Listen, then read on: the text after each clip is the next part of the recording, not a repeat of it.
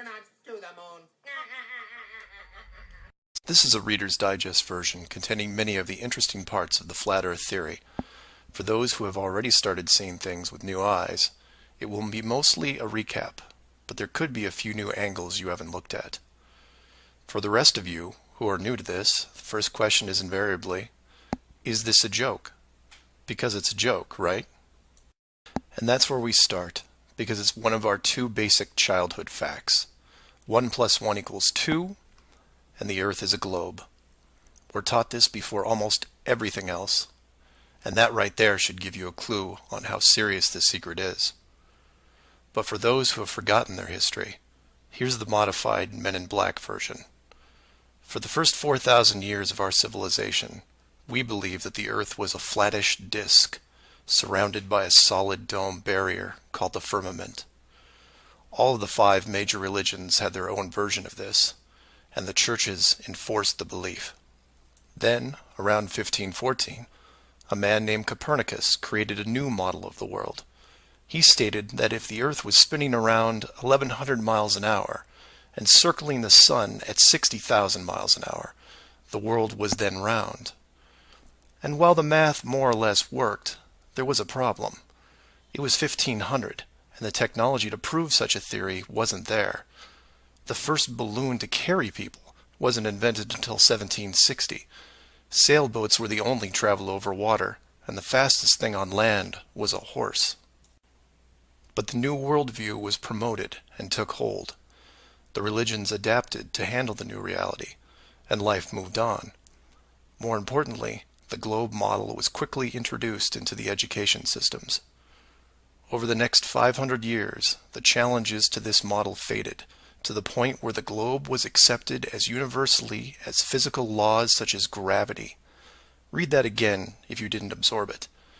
For 20 generations, people believed that the Earth was round because there was a globe in every classroom they sat in. There was no proof. Hundreds of years went by, and still civilization had no way of proving the theory. Planes were invented around 1900, but until 1957, nothing could go high enough to give a true perspective of where we lived. And that's when everything got strange. The United States and Russia both sent up rockets high enough to take decent pictures, and what they saw scared them a great deal. How do we know they were extremely concerned about the sky? Because the US and Russia immediately started firing nuclear weapons straight up, and they kept firing for the next 4 years. A few things to keep in mind here. First, this was now 1958. Nuclear weapons were very expensive and hard to come by. These also weren't those nominal yield 20 kiloton toys we used on Hiroshima. This was high kiloton to low megaton, and we couldn't get them up fast enough. And the strangeness continued in other places. In 1959, only a year into the atmosphere bombardment, 10 nations, including the United States, made Antarctica off-limits to any colonization. A treaty was put in place and to this day remains intact. Over 50 nations now have signed off on this treaty. Do you know any treaty that has lasted that long between all industrialized nations? Moreover, do you know any piece of real estate in the world that is owned by no one? You would think at the very least one of the large oil companies would use their huge financial resources to explore this region, and yet they don't even petition the idea. The short version of the discovery is this. By 1958, the military had discovered the very solid upper and outer edges of our world, and had to create a way to put up "Do Not Enter" signs without looking obvious.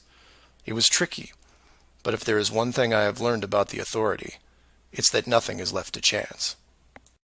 Most of the work had already been done for them, so their job was primarily in the details. The sky part of the dome was much higher than commercial air traffic, so the only thing they had to worry about there was the space program, which is immediately militarized. The outer border had the natural benefit of not only an extensive ocean, but a scaling decrease in temperature and a steady increase in iceberg frequency to discourage ships, all leading to a permanently frozen landmass that could not be used for any form of agriculture. This ocean and ice layout had worked well for thousands of years because the technology of the current civilization didn't evolve quickly. Sailors avoided cold weather seas whenever possible, and oxygen levels get low enough to harm people, even on high mountains. The brilliance of the design comes in the simple fact that human males are corrupted by power. Corruption so total, in fact, that they would rather hide the world itself rather than risk their power on it. You could theorize that kings and popes were told of the world a long time ago. Maybe an ancient scroll or book. Perhaps an interdimensional being told the tale of what the world looked like. But this was all but dismissed because even the most powerful leaders of the day couldn't reach the borders. And if they couldn't, what chance did the general public have? It's one thing to be told of the giant impenetrable dome, but it's a whole different animal when you finally stand right next to it. Then the tough decisions have to be made. Do we keep the secret? And how far are we willing to go to keep the status quo? Once they decided to keep the secret, no expense was spared. The rapid progression of rocketry science had to be addressed quickly, and so the moon missions were created.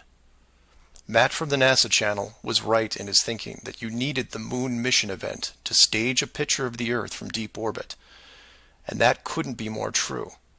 Establishing NASA as the frontrunner of space exploration also diverted people who would have otherwise created their own space companies for profit. The best engineers, technicians, and pilots were recruited to the NASA space program. Once there, they were compartmentalized on a need-to-know basis. The astronauts know of the deception and are sworn to secrecy under the penalty of whatever motivates them. Private space programs are discouraged, sabotaged, or absorbed into the NASA fold. Private sector spacecraft are just not going to be allowed for several reasons. The most obvious is the collision with the dome itself. The telemetry data from such a mission would show an impact failure at a certain altitude, and if repeated, would raise questions NASA just isn't prepared to answer. There are 3 perpetual questions about our world that can't be eliminated, but avoided at all costs. These are the questions you should ask yourself and others if this protective layer is going to be lifted. I'd like to preface this with a thank you to Max Malone, a conspiracy hardcore who has a knack for boiling down debates to a single paragraph whenever possible. It was he who said, after over 50 years and thousands of hours of space travel footage, both by NASA and other countries, there is no exterior shot where the astronaut completes the simple act of panning the camera 180 degrees, let alone a full 360-degree sweep. This has never happened on any moon mission, exterior space station, nothing, ever. Statistics will tell you that this would have already happened by accident years ago, but it hasn't, and it won't. This is because of the rule they cannot break, the same rule that applies to television set shows that never show the fourth wall. Why? Because there is no fourth wall. Number 2. When you search online for pictures of the Earth from space, 95% of what you will see is a collection of artificial composite shots. In 2000, when I did this search, there was exactly 1 picture by NASA showing the bottom part of Africa and Antarctica. Now that picture is hidden within hundreds of simulated images. There are HD cameras everywhere, and no one is taking a shot of the Earth, because you can't get enough altitude to do it. Number 3. The commercial air travel routes for the southern hemisphere are wrong. This is an easy thing you can check out in 60 seconds. Take a map reading of the distance between anywhere near Australia and anywhere in South America. It's a straight shot across the South Pacific. Now find your favorite travel site and try to get there non-stop. See what happens. The routes start turning ridiculous. I used to business travel for years, and I've never seen anything like it. It's the one thing in the general public world they can't hide, the actual distance between these two places. On a round world, the flight is easy, just a straight shot across an ocean. But on a flat world, it becomes the greatest distance between 2 points. There are no shortcuts, so they distract you with multiple connections and layovers. It's only blind luck that the United States was in the northern hemisphere. Otherwise, the increased traffic would have raised eyebrows by now. I know. It's madness. It's lunacy. There are people who will tell you straight to your face that all the leaders of the world are lizards, and yet these people laugh out loud when you say the words flat earth. I was, and still am, a huge conspiracy guy. I literally ran out of new tin hat topics to research, and I still wouldn't look at this one without embarrassment. But every time I glanced at it, there was something unresolved. And once I saw the near perfection of the whole plan, I was hooked. Do your own homework. Ask the questions. Get past the possibility and see if you can move into an even bigger picture. Like who built the dome and why. That's where it starts to get really interesting and things start opening up. I know I said years ago that the greater good was something that should be preserved, that JFK, Pearl Harbor, and 9/11 were inevitable. I still believe it, and I understand the decisions. The globe illusion, however, has run its course over the last 500 years. It's time to start again. If that means we end up getting the attention of who or what created this place and force the reset of the world, is that such a bad thing? Astronauts to the moon. Flat Earth Clues Part 1, The Empty Theater. This is part of a series of clues that can help you get your head around both the design of the flat Earth system we live in and who has been involved in the deception to hide it from you. The clue you have to look at is built upon another conspiracy that has been around for decades, namely the space program.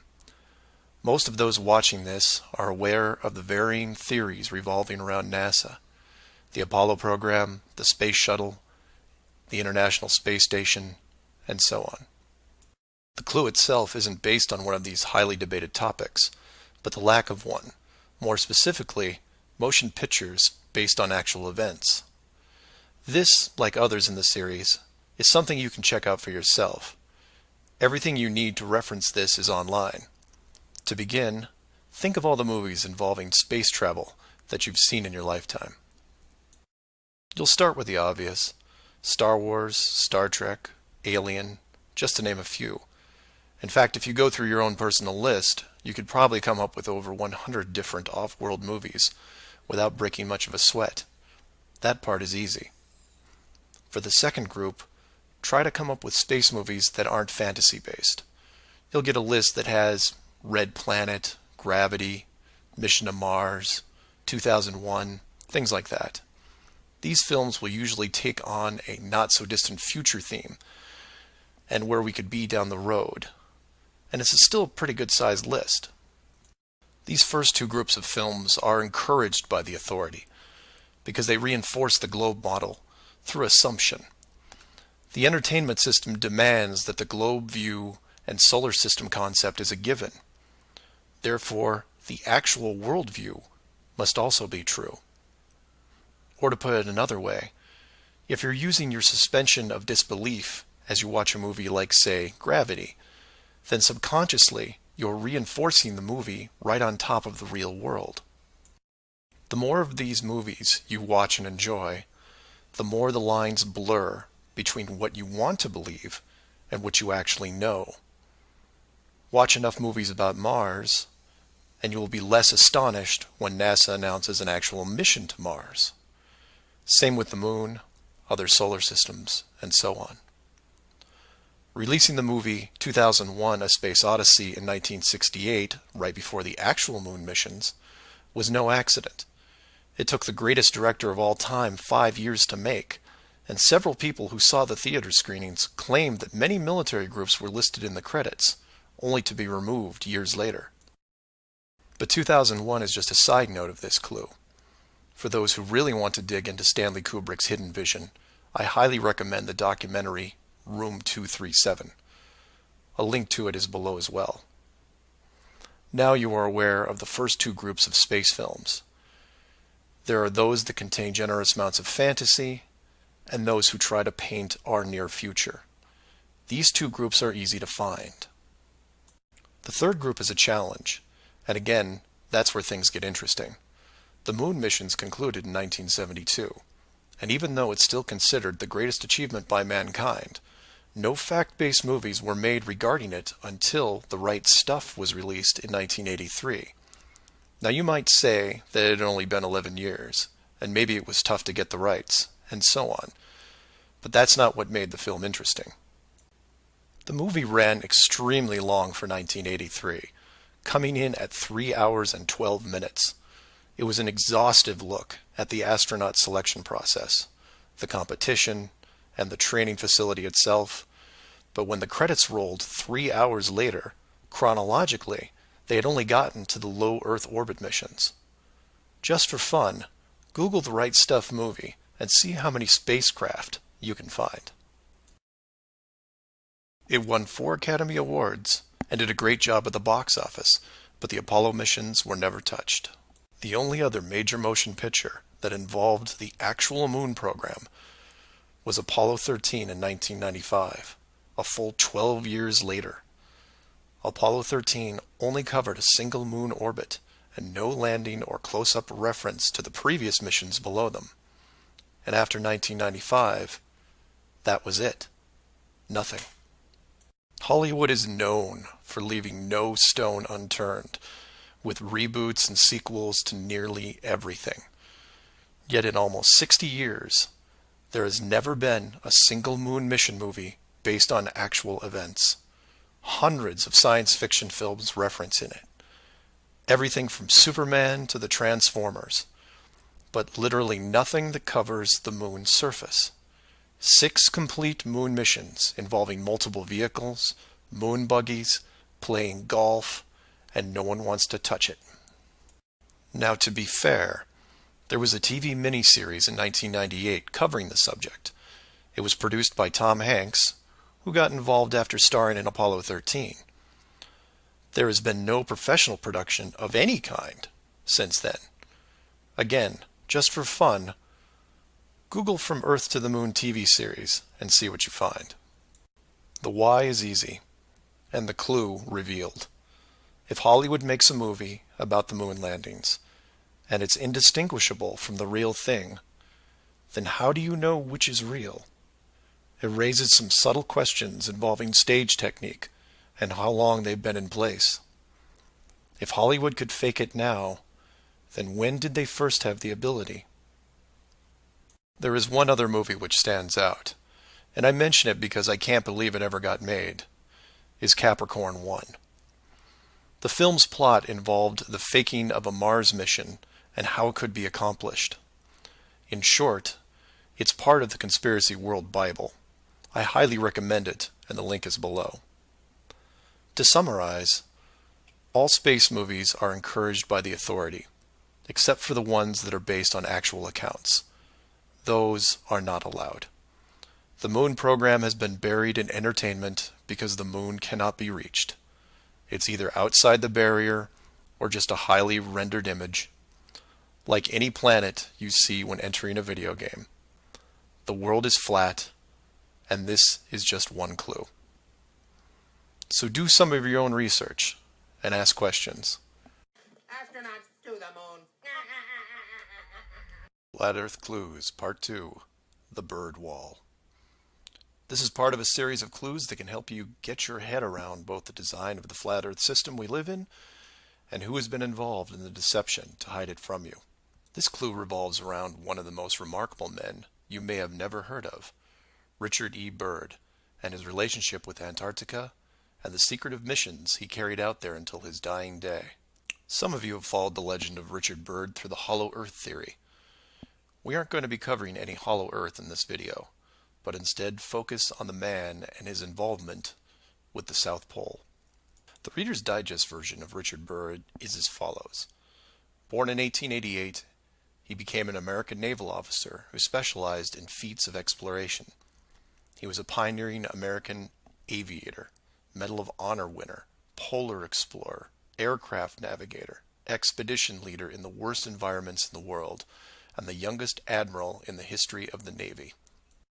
In addition, his list of awards takes up several pages in Wikipedia, including 3 ticker tape parades in his honor. In short, he was Indiana Jones on steroids. Some people will say that Roy Chapman Andrews was the real Indiana Jones. And you might be right. But Richard Byrd beat Indy 6 days a week and twice on Sunday. I mention all his accolades to paint a picture of credibility and trust. The governments of the United States and the world trusted his judgment and leadership, and took advantage of every chance they had to put him in charge of special missions. The first large-scale mission was an expedition to Antarctica in 1928.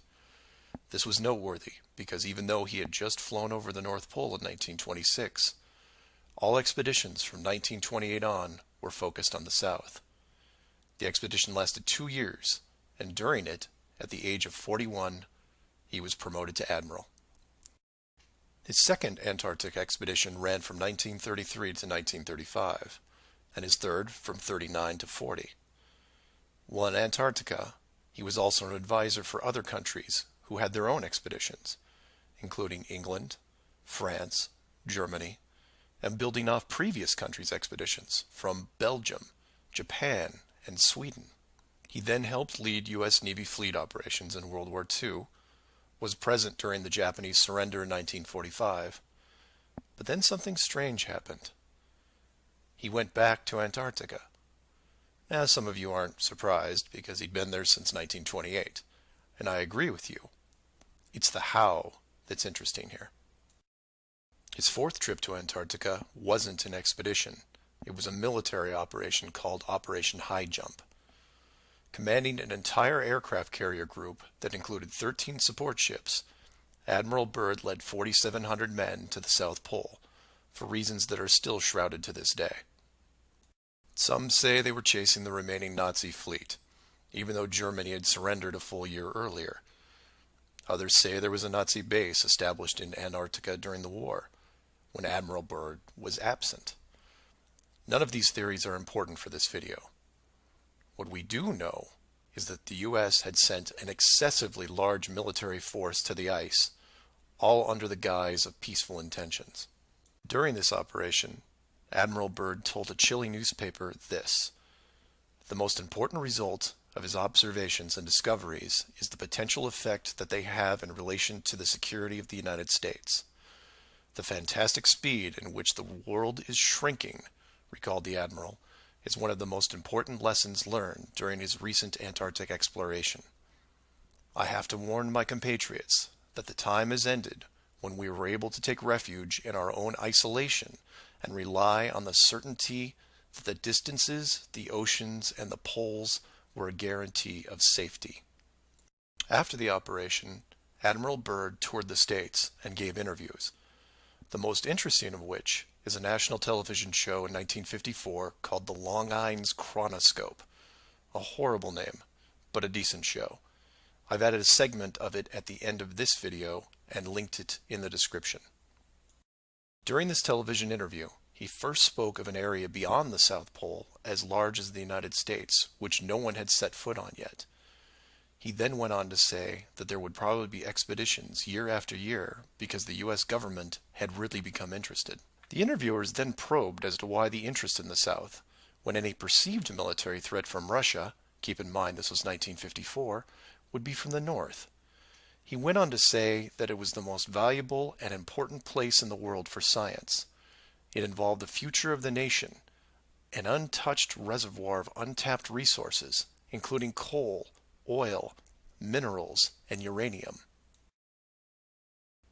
He added that at the time of the interview, there were 7 nations currently engaged in Antarctica, including Russia, Australia, Argentina, Chile, and New Zealand. During the interview, the Admiral talked about planning the next military mission to Antarctica. It was called Operation Deep Freeze and ran from 1955 to 1956. The mission was completed, and he supposedly returned home. Now this is where you come in and say, so what? And normally I'd agree with you, except for what happened next. Nothing happened next. The missions just suddenly stopped, and that was it. No other expeditions, military or otherwise, were conducted on the continent, ever. Then a treaty was put in place banning any country from doing basically anything. The end. And if you're wondering what you're missing, it's this. Admiral Byrd goes on television, says that this massive body of land, most of which sits on a plateau 2 miles high, is rich with every resource you could ever want, energy rich, pristine, with no indigenous population or plant life, and every country that has sent teams is ready to carve it up like a big turkey. Not to mention, there's an expanse of land larger than the United States they haven't even looked at yet. And out of the blue, everyone just calls the whole thing off? There are no environmentalists in 1959. This is land of diner food and 20-cent gas. I'm calling total BS on this one. The dollar value of the initial resources find would have fueled armies of greedy companies. So what happened? They found the edge, that's what. And the last thing they were going to do was let unsupervised companies near it, regardless of the money. Even if it was hundreds of miles away, you couldn't allow resource corporations even into a safe area, and then years down the road as they expanded, tell them, oh, sorry, you can't go beyond this point. When the companies would ask why, what would you tell them? And now the interior of Antarctica is off limits, with no revisions until the year 2041. You can take tours of the outer islands, but there is a hidden line, enforced by the military, that you will not be able to cross. Because the interior is actually the exterior edge. It's there, it's hidden, and it's protected. The Earth you live on is flat. So do some of your own research and ask questions. Please feel free to email me at msargent23@comcast.net or 303-494-6631. Our very distinguished guest for this evening is Admiral Richard E. Byrd. The North Pole used to be a no man's land, but these are the days when, by buying a ticket on a commercial airliner, you can fly across the North Pole and drink a cocktail at the same time. Yet only 70 or more years ago, about 35 years ago, our guest tonight found out whether there was any land north of the North American continent. He made that first discovery flight, and I must say that Admiral Byrd, our guest tonight, is not only our greatest living explorer, but he's been an inspiration to countless Americans. Admiral Byrd, you've been to both the North Pole and the South Pole. Is there any unexplored land left on this Earth that might appeal to adventurous young Americans? Yes, there is. And not up around the North Pole, because it's getting crowded up there now, because they find out it's really usable, not only to live in, but militarily. But strangely enough, there's left in the world today an area as big as the United States that's never been seen by a human being. And that's beyond the pole on the other side of the South Pole from Middle America. And I think it's quite astonishing that there should be an area as big as that unexplored. This is a tremendous So challenge. there's a lot of adventure left down at the bottom of the world. Admiral, an expedition to which I believe you're the advisor is now en route. What is that expedition doing? Well, that's the icebreaker Atka, and it's a reconnaissance expedition. It's going down to the South Pole area to make certain observations and to look for some bases. They will be back in April, and they will report back, and upon the information we get from that undertaking, we will base the bigger expedition that's to follow. Is that very definitely planned, or is that... That is being planned right now. So I'm willing to say to you that there will be a number of expeditions that will follow, I think, year after year, at the bottom of the world, because the government has really become interested. Well, Admiral Byrd, I can understand, I think everybody can, the interest in the North Pole because it's so near our greatest challenger, Soviet Russia. But why this interest in the bottom of the world? Nobody living down there, is there? No, it's pretty cold. There's only one permanent resident, that's the emperor penguin. The little ones live further north. I tell you one reason they're interested. It's by far the most valuable, important place left in the world for science. That's why the scientific groups all over the nation are really interested.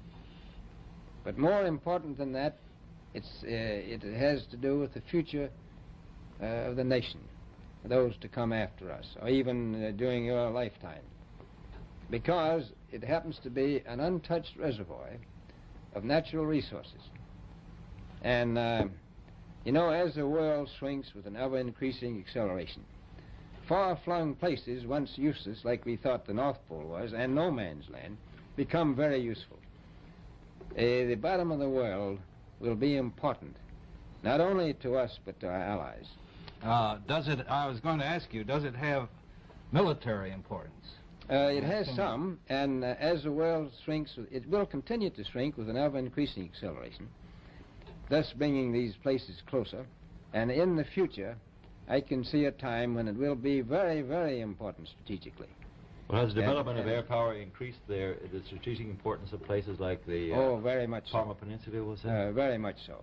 Even now, if anything happened and we lost the Panama Canal, we would have to control the islands just north of Antarctica, which are part of Antarctica.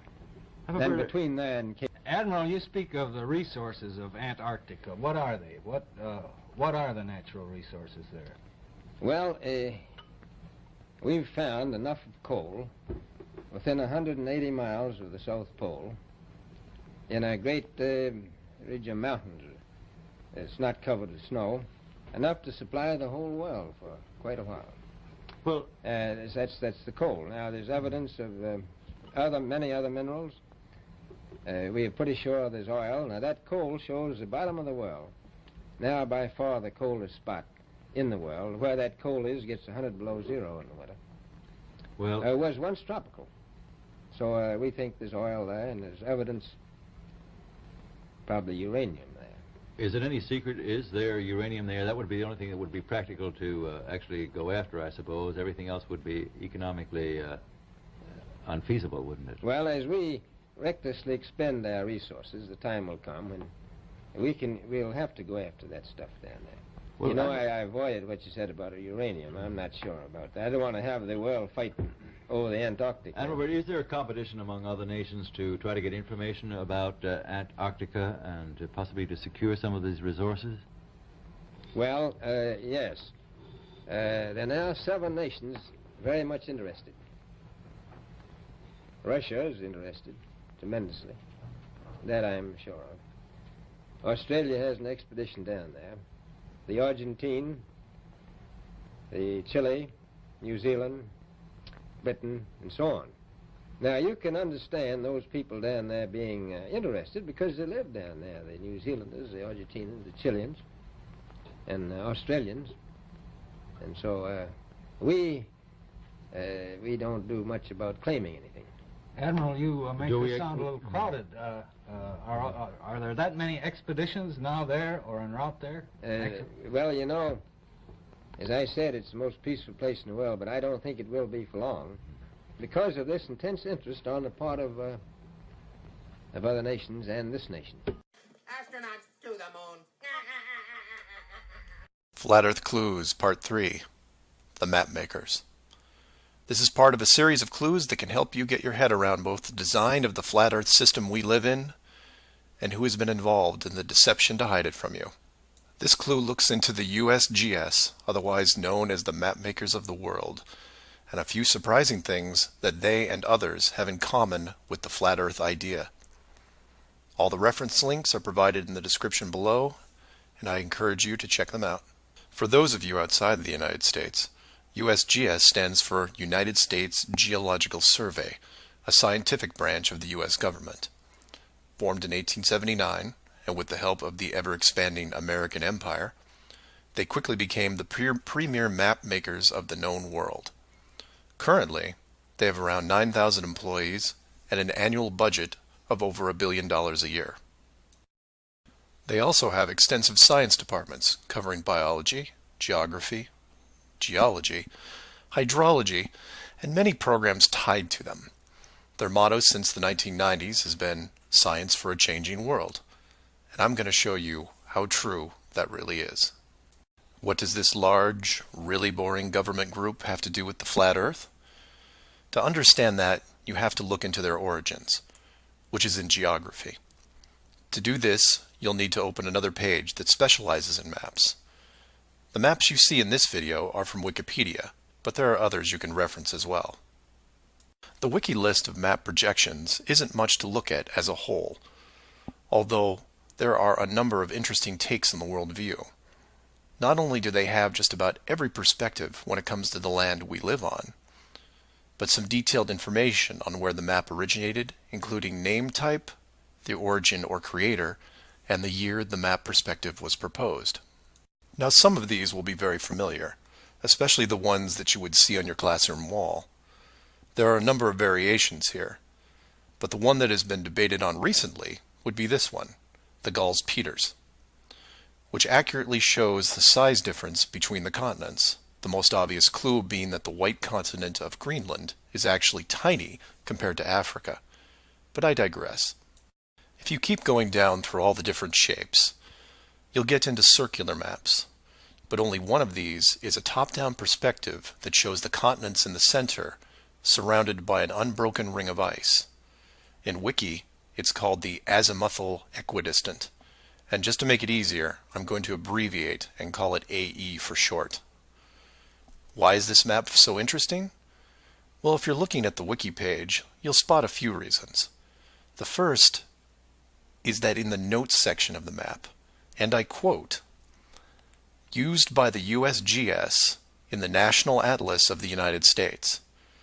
It also mentions that it is used as the emblem of the United Nations.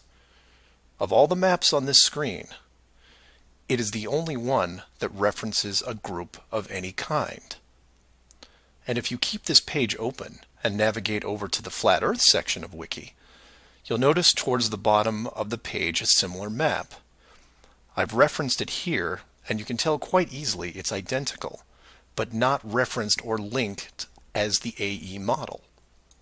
To make things even more strange, we go back to the USGS model, and you see that it was first proposed 1,000 years ago, and you may think, well, that's a bad link. So you compare it with the person who proposed it, and you get this guy, Al-Biruni. Who was Al-Biruni? Well, he lived around 1,000 years ago and was considered one of the greatest scholars of his era, schooled in multiple sciences. Have you ever heard of him? I hadn't. Maybe it's multiple bad references in Wiki. Well, no, because NASA knows who he is and named this moon crater after him. So why is the USGS using a version of the world map designed by a 1,000-year-old Persian scientist? Because it's correct. That's why. So to be clear, let's compare them again. The United Nations flag, the USGS official map of the Earth, and the Flat Earth model. All identical, but one isn't recognized and instead ridiculed as an outdated look at the world. And this is one of those political quandaries that the authority gets stuck in. The short version is this. The government is on the same page as the Flat Earth, but they can't admit it, even in confidence. We know the Earth isn't flat, they say, but it really is. We know you use the same map as we do, but ours is just an image. And anyone who says differently is obviously crazy. It makes you wonder how long the USGS has been using that model as an official reference. The United Nations started using it for their logos in 1945, and then made some final adjustments in 1947. And the UN flag also raises a few questions, like, why isn't Antarctica represented on the map? Is it supposed to be assumed in the outer circle, or perhaps the spiky olive branches on the outside?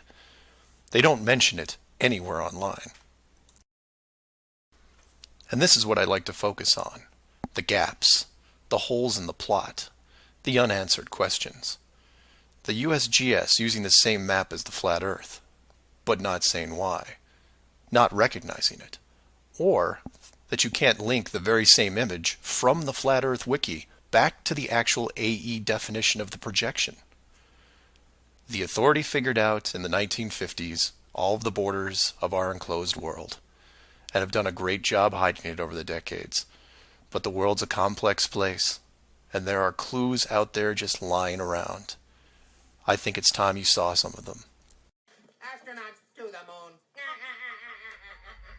Flat Earth Clues, Part 4, Shell Beach. This is part of a series of clues that can help you get your head around both the design of the flat Earth system we live in and who has been involved in the deception to hide it from you. This clue covers the near-perfect design of the flat Earth model and will break down some of the logic behind the decisions made.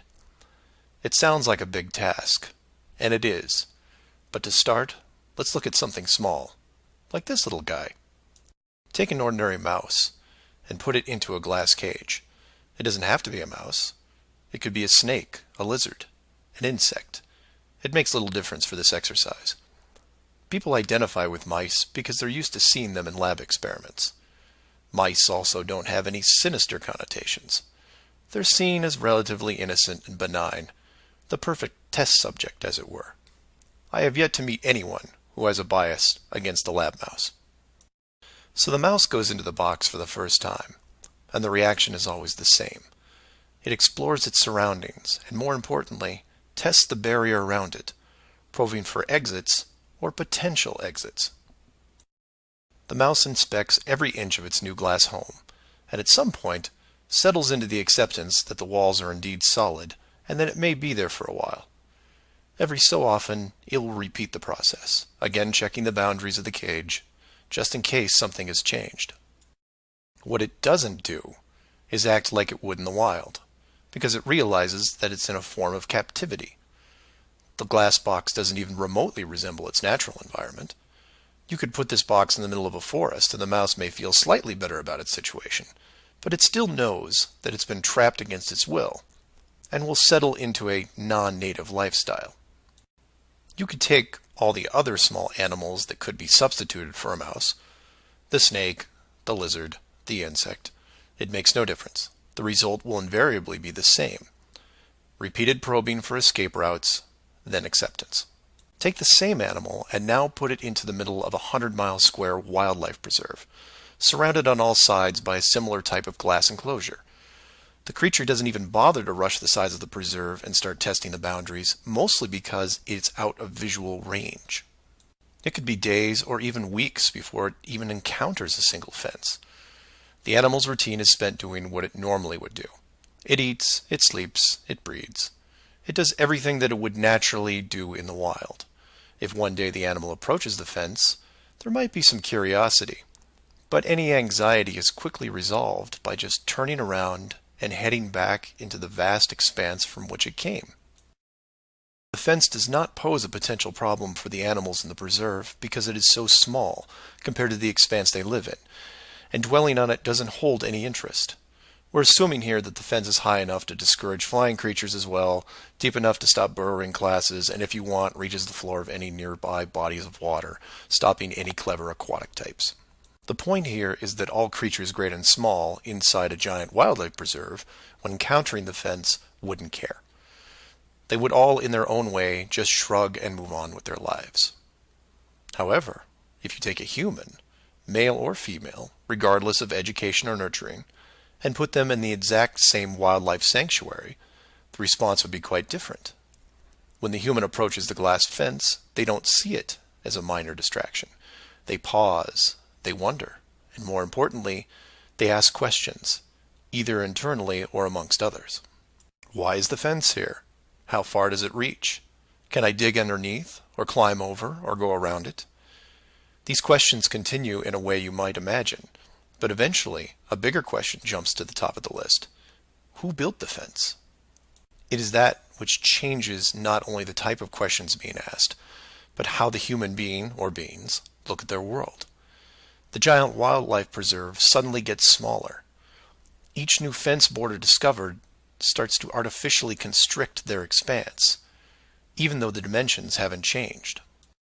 Before long, the preserve, their home, loses some of its relevance.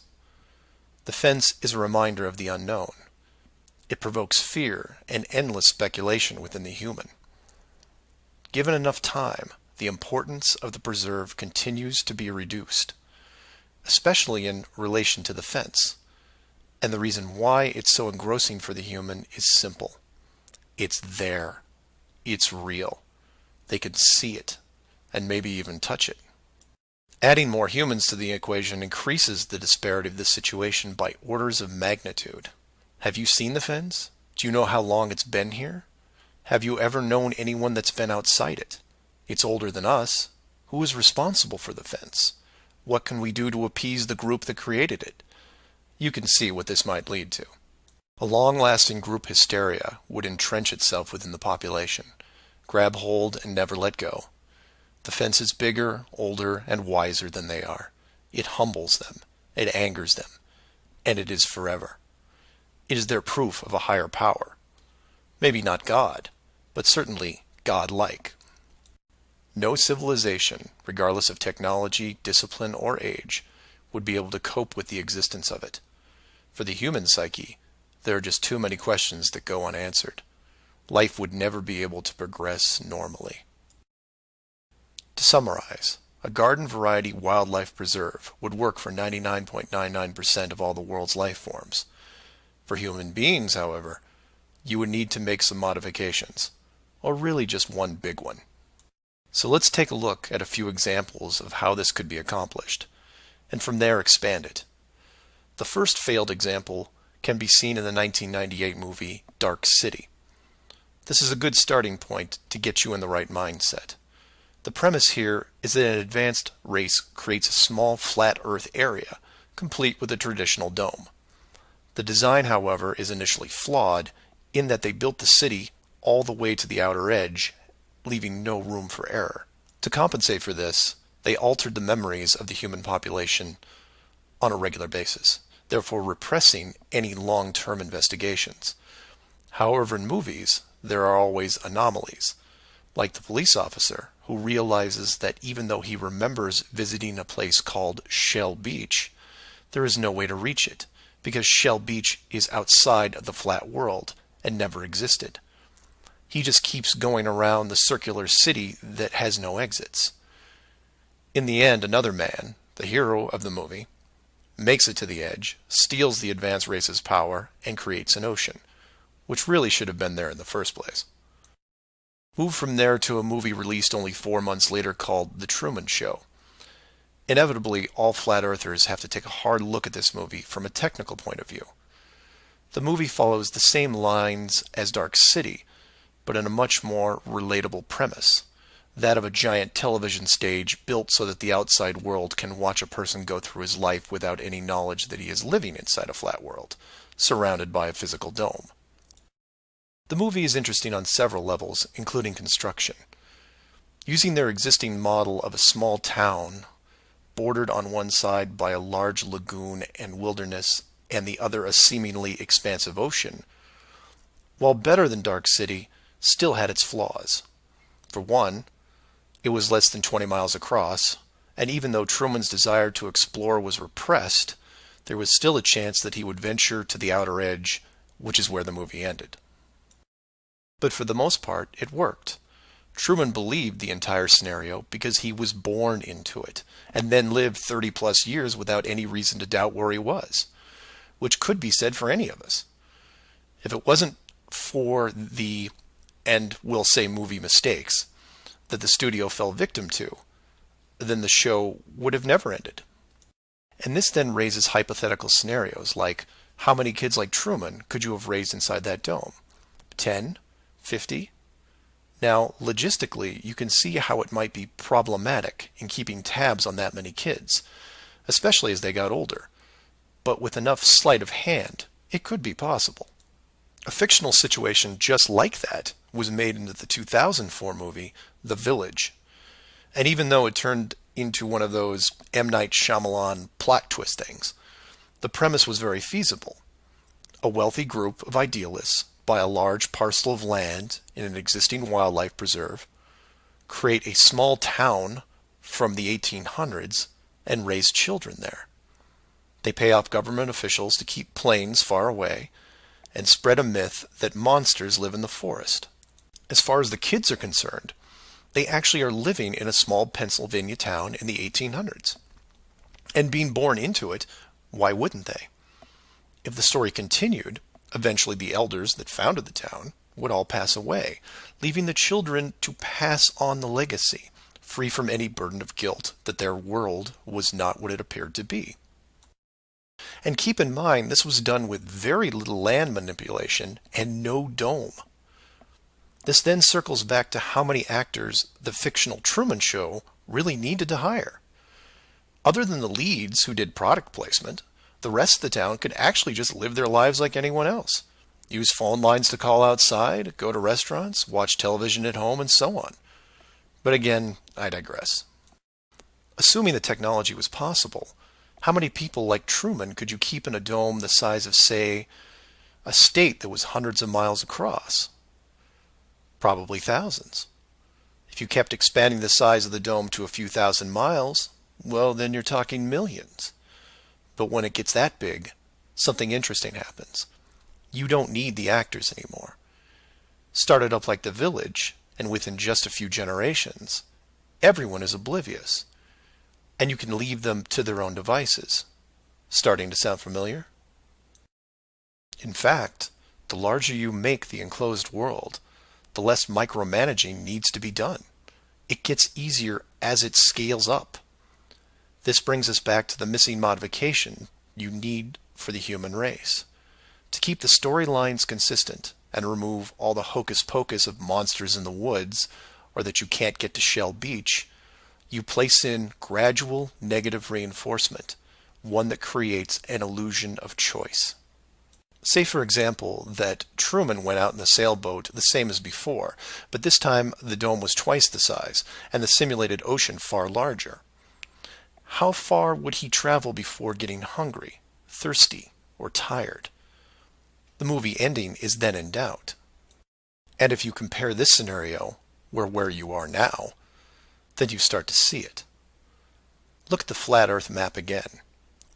Continents grouped in the center, surrounded in all directions by hundreds of miles of salt water. Think about how much further ancient ships would have traveled if you could drink what you were sailing on. As you move closer to the edge, the temperature starts taking a nosedive. Then you start seeing icebergs.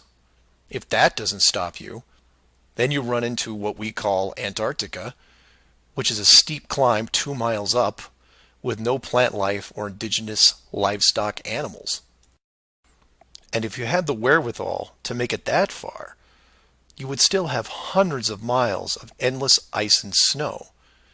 It's easy to see why so few people have gone the distance. Compare this to the upper ceiling, which is much easier to maintain. You simply decrease the oxygen rates so that every 1,000 feet up it gets more difficult to breathe. This slows down exploration over mountain ranges and discourages limited control flight, such as balloons. Also keep in mind that the dome itself doesn't have to be that high in relation to the outer ring. With commercial aircraft capping out at 10 miles and rockets less than 400, the dome would actually look more like a stadium roof, depending on how you wanted to display things like the sun, moon, and stars.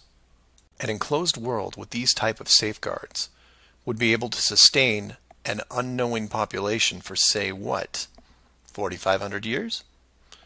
Then you could artificially introduce a globe model into the scientific community before the civilization technology reaches a point that could lead to discovery. And 500 years later, here we are.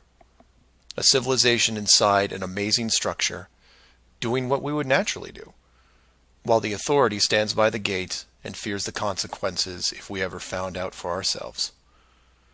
So do some of your own research and ask questions. Astronauts to the moon. Flat Earth Clues, Part 5, The Status Quo. This is part of a series of clues that can help you get your head around both the design of the flat Earth system we live in and who has been involved in the deception to hide it from you. This clue covers the inevitable and sometimes frustrating question of why the authority would go to all the trouble of hiding the flat Earth.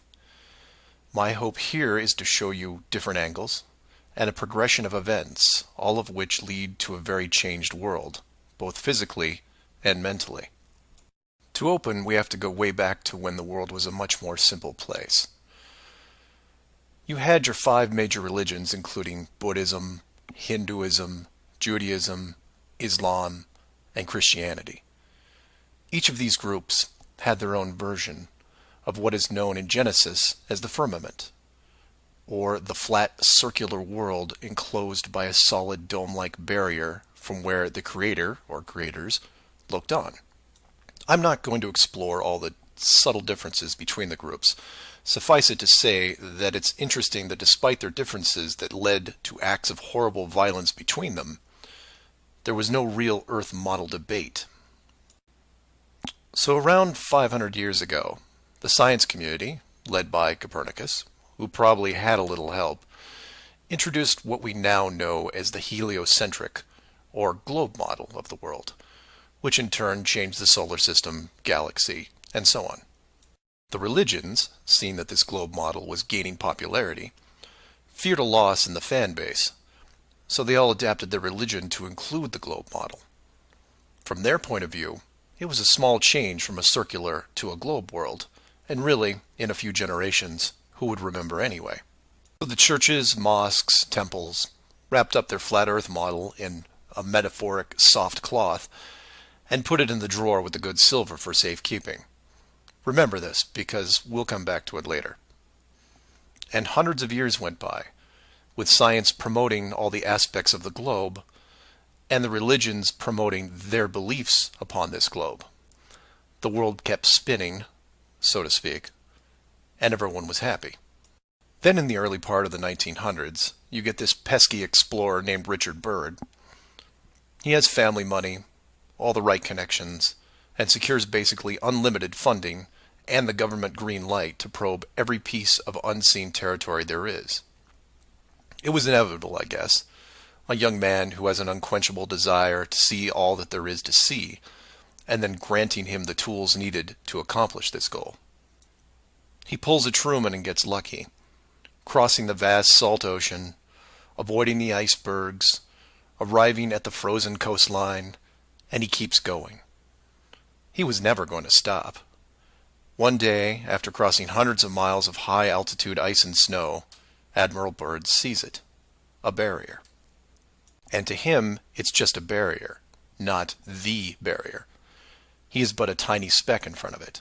It stretches out on both sides as far as he can see, and straight up so far that he can't discover the beginning of the arc. The great explorer now has a new challenge, finding the shape of this thing. It's much like a blind man describing the elephant. Until you feel out the whole thing, what do you really know? If you look at the AE, or Flat Earth Overhead Map, you see the problem. To even determine the scope of the outer wall, you have to circle it. It would have taken months, if not years. You could use a series of ships going in opposite directions, or planes, but there are refueling stations that need to be built, and so on. His task was challenging to say the least. Admiral Byrd kept laying the groundwork of the great discovery until his eventual death in 1957. A year later, the United States and Russia found the upper edge. From there, the math was easy, and moreover, you could actually see the real world.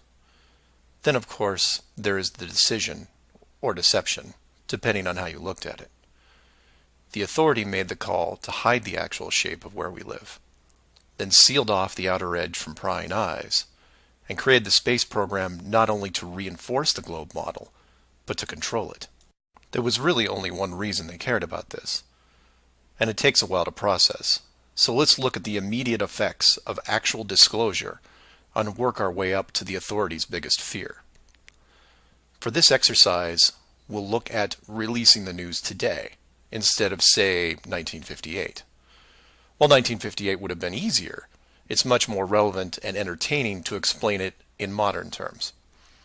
We start with a press conference by, let's say, the United Nations, who have discovered that the world is indeed enclosed in a giant high-tech dome of unknown origin and age.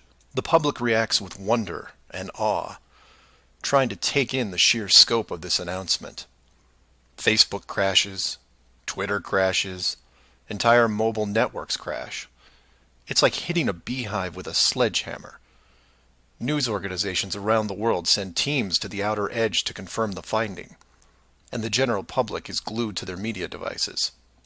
That's the good news, the excitement, the revelation, the positive shock. Then the bad news starts coming in waves, some of which you might not expect. The first is the immediate disbanding of NASA and all other world space programs, for obvious reasons. Most governments will secretly pardon these groups and keep them immune from class action lawsuits, the lawsuits themselves coming from NASA investment groups, claiming fraud. Regardless, everyone at NASA, despite their good intentions, is out of a job overnight. And this is where you would say, good, they deserve it. About time they stopped lying to everyone. Oh, but it doesn't stop there, because every contractor and subcontractor that are exclusively tied to NASA, they have to shut down as well. Fine, a few thousand jobs lost, no big deal. And the ripples continue to spread, some bigger than others. Observatories all over the world close their doors, and the reasoning is this. If you've been looking at the ceiling for decades and couldn't tell it was a ceiling, then what good are you?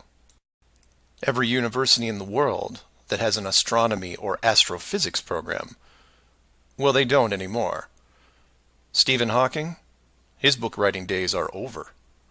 Carl Sagan, no more nova in syndication, I guarantee it. Those professors are going to have to retool their skills and be prepared to answer one giant question. How did you not see it? Weren't there clues?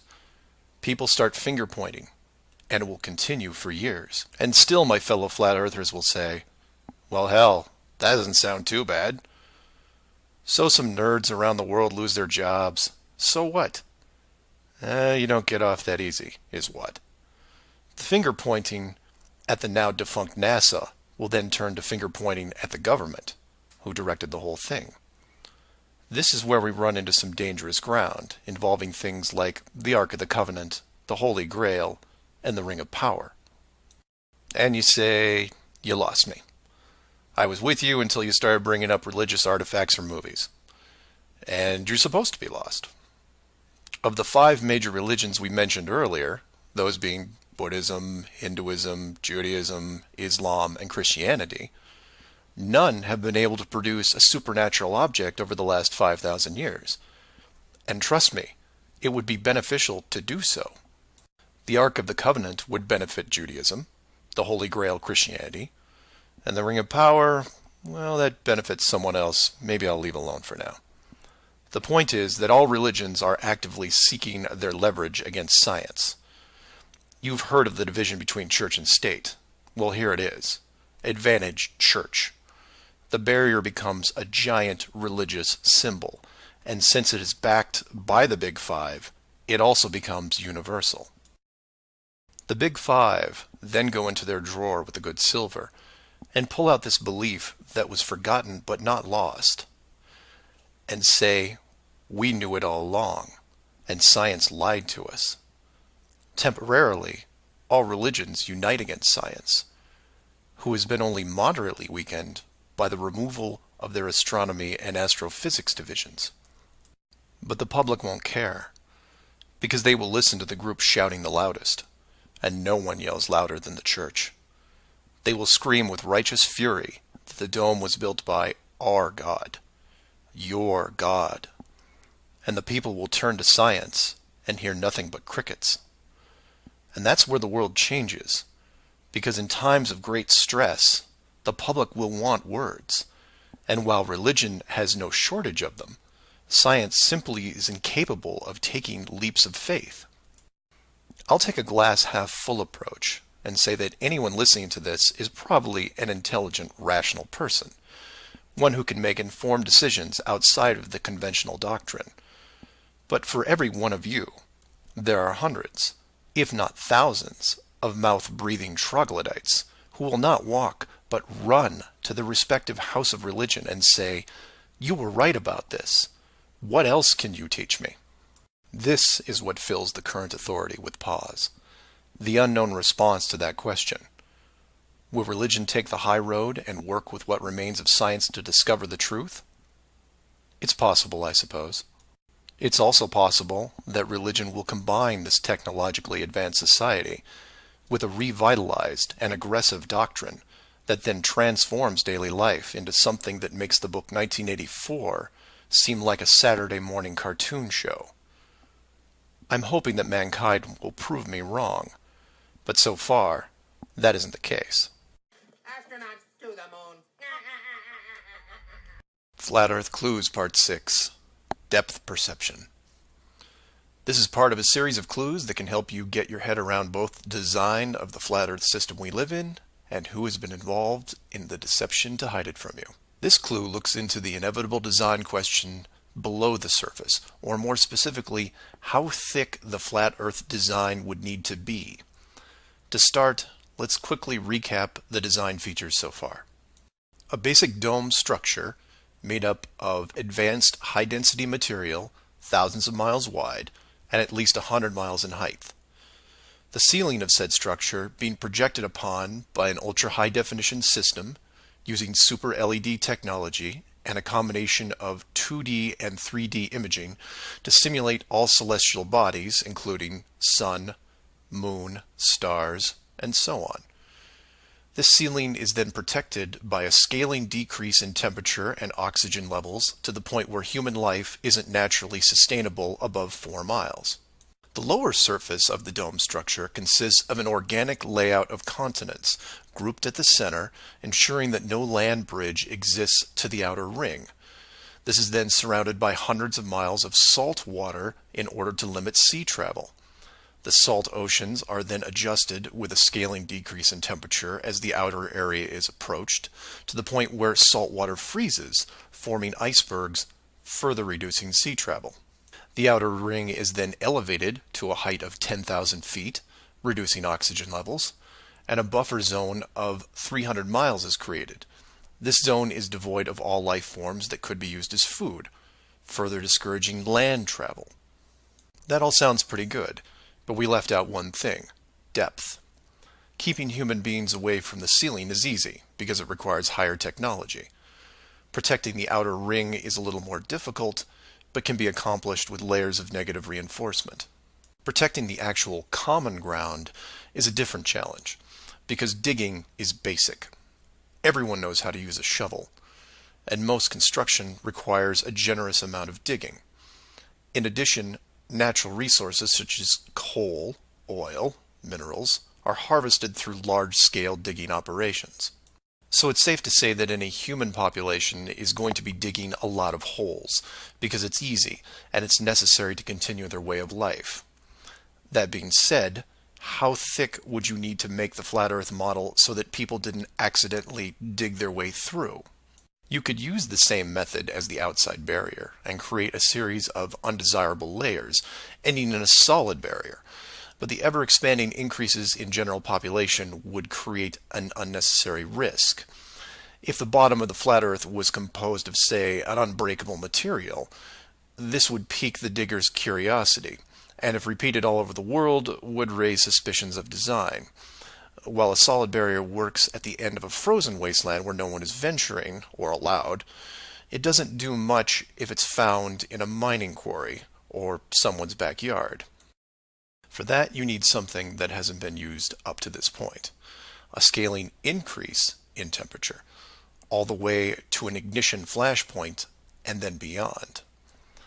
Now you will jump in and say, well, of course, we all know that there is molten rock below the surface. We see it in volcanoes and, well, volcanoes. Yes, you do. And we've all seen the cross-section diagram of the globe Earth, which shows ever brighter bands of molten structure and so on, which is why I included the wiki link in the description that covers the official view of the Earth's structure. And I quote, Scientific understanding of the internal structure of the Earth is based on observations of rock in outcrop, samples brought to the surface from greater depths by volcanoes, analysis of seismic waves, measurements of gravitational and magnetic fields, and experiments with crystals at pressure and temperatures characteristic of the Earth's deep interior. In short, they have no clue on what's below them. None. In fact, the deepest holes ever drilled, which I've also linked in the description, only go down 8 miles. To repeat, no one has gone below 8 miles anywhere. And every drilling survey is the same, a scaling increase in temperature to the point where drill bits stop working. And you come back and say, but volcanoes. Yes, there are volcanoes, holes in the earth where molten rock is produced, under pressure, I might add. Certainly that can't be artificially created. No? We can melt rock right now. It's called a smelting plant. What do you think your car is made out of? Melted, reformed, and polished rock. We have the technology to do this. It all comes down to scale. Create a large set of furnaces at, say, 50 miles below the surface that can melt and pump molten rock. And you say, what would the furnaces be made out of? Oh, I don't know. How about the same dome material that can withstand nuclear weapons? So you take the molten rock, locate a few random access points on the surface, and the rest comes naturally. Volcanoes also reinforce the Earth structure model that the molten rock goes all the way to the core, which then in turn reinforces the globe model, and then we're back to where we are now. A smoldering globe flying through space at high speeds that from a design standpoint makes no sense. So how thick would the flat Earth model floor need to be? Oh, for common use, say less than 100 miles, similar to the ceiling in scale. Large heat generators placed in a pattern, a thin layer of molten rock 10 to 20 miles down, which is really just a geologic pipe system to help with the generation of terrain. And there you have it, an efficient way of discouraging all those digging humans from reaching too far, combining a physical barrier with a mental one. 8 miles down and you're going to tell me what the entire core looks like? Give me a break. Astronauts to the moon. Flat Earth Clues, Part 7, The Long Haul. This is part of a series of clues that can help you get your head around both the design of the flat Earth system we live in and who has been involved in the deception to hide it from you. This clue looks into a topic I only glanced at in the original guide, which is the southern hemisphere, or in the flat Earth model, the land masses closest to the outer ring. I like to give credit where credit is due, and the long haul title was given to me by a fellow flat earther who did some of the same research I did. The summary of the video is this. If you are looking to show someone how to view the flat Earth from a practical point of view, this is the example I would use. I'm going to show you how strange the world looks using just a few websites, some simple math, a couple minutes, and your brain. You don't have to write anything down, unless you want to, of course. I'll give you everything you need on screen and break down one of the examples as well. I'll also link the sites in the description for reference. First, here are some websites that help you calculate distance. The GPS on your phone already does this, and you may have an app as well, but here are some dedicated examples. Timeanddate.com, tripit.com, distancefrom2.net, worldatlas.com, freemaptools.com, and travelmath.com. If your favorite isn't listed here, like Google Maps, then use whatever is most familiar to you. Now we are going to look at two specific groups of cities.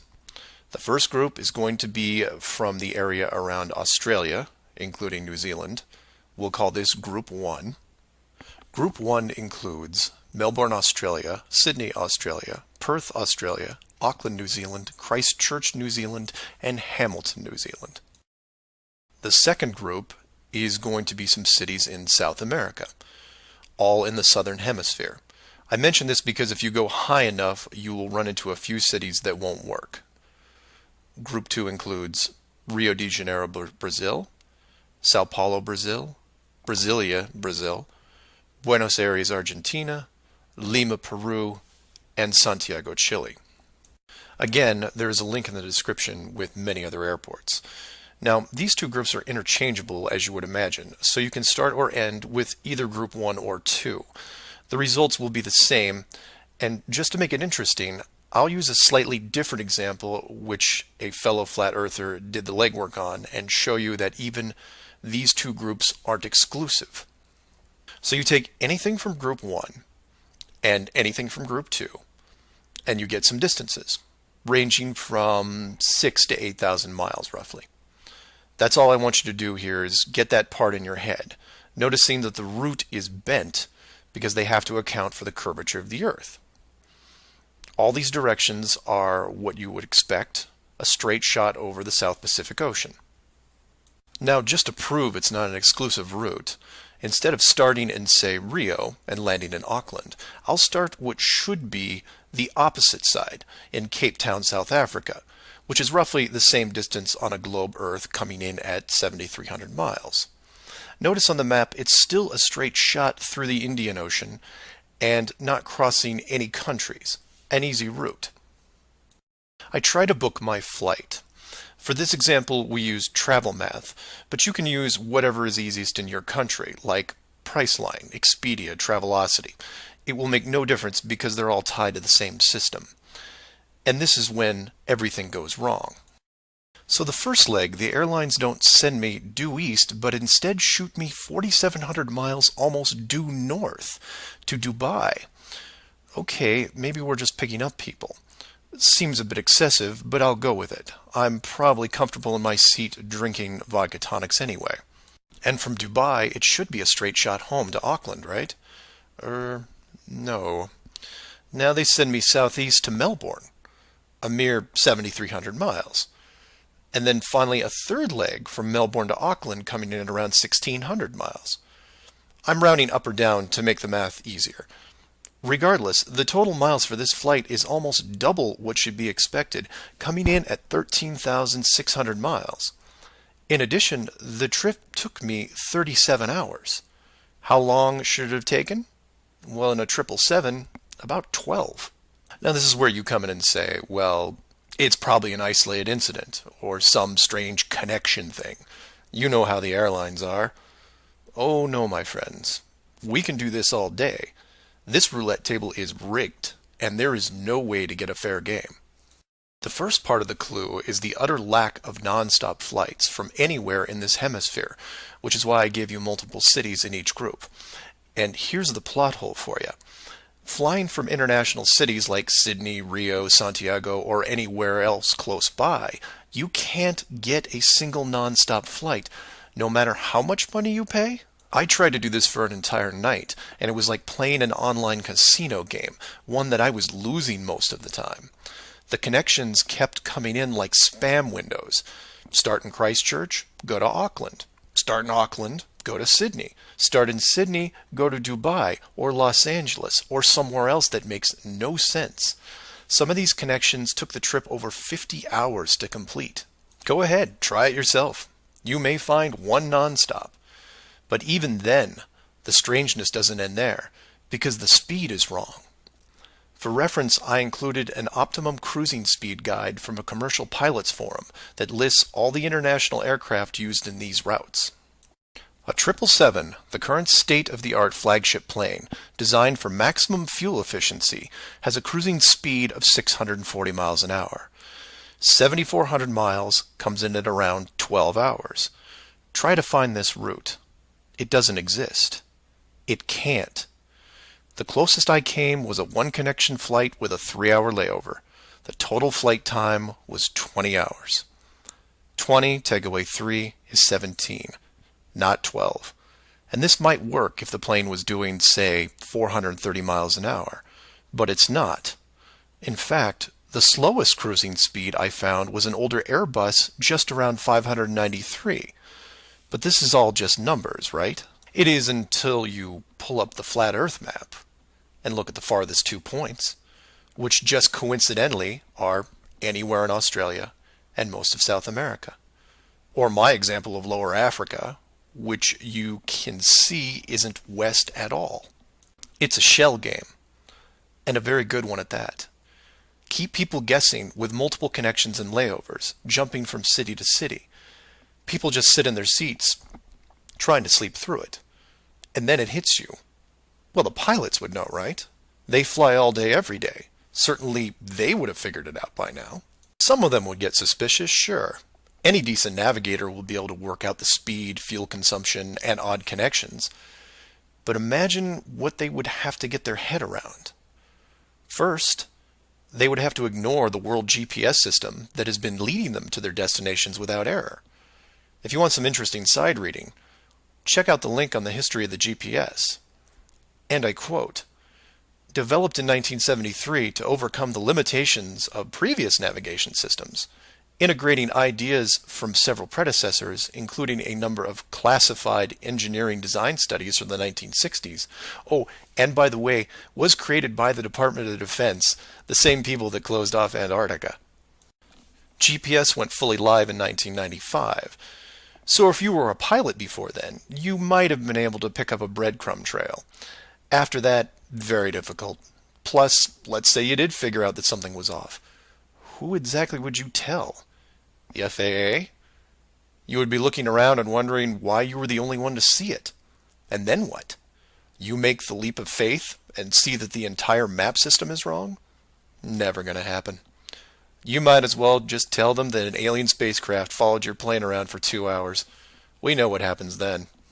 Start playing Flight Time Casino for yourself. See what interesting things you can discover. And while you're at it, show it to any pilots that you know. But don't forget to leave the words flat Earth out. Because that's crazy, right? Astronauts to the moon. Flat Earth Clues, Part 8. The Creative Force. This Flat Earth perspective takes a look at the design from the ever-present why standpoint. And although it will review some of the dome technical features already discussed, I'll try to do it from a different angle, or more specifically, why I might build it. Someone mentioned to me recently that while the dome was a very big concept, it made the world much smaller. Kind of like what Admiral Byrd expressed in an interview all those years ago. This someone also said that it made them sad, which I understood.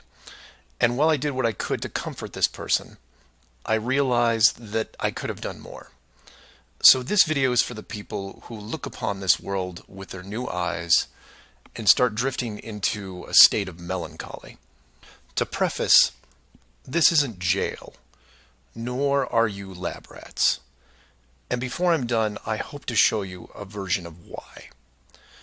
To start, let's look at an old story, one that you may have heard involving another enclosed world, kind of like yours.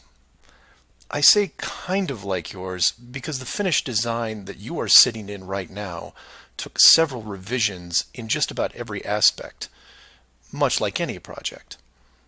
You come up with ideas, you see what works and what doesn't, and you improve the process until you come up with something that, while not everyone agrees upon, satisfies the best of all criteria.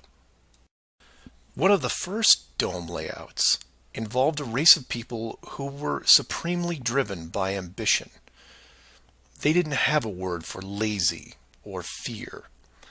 They absorbed knowledge very quickly, incorporating physics, advanced electronics, engineering, and drove their technology with energy from the enclosed world itself. And when their technology had reached the point where the dome structure was discovered in its entirety, there was no reaction of wonder and awe. They just looked up and squinted at the sky. Eventually, those squints turned into glares. Oh, they had religion, to be sure, and it was tied to their daily lives, but to them, this wasn't religion.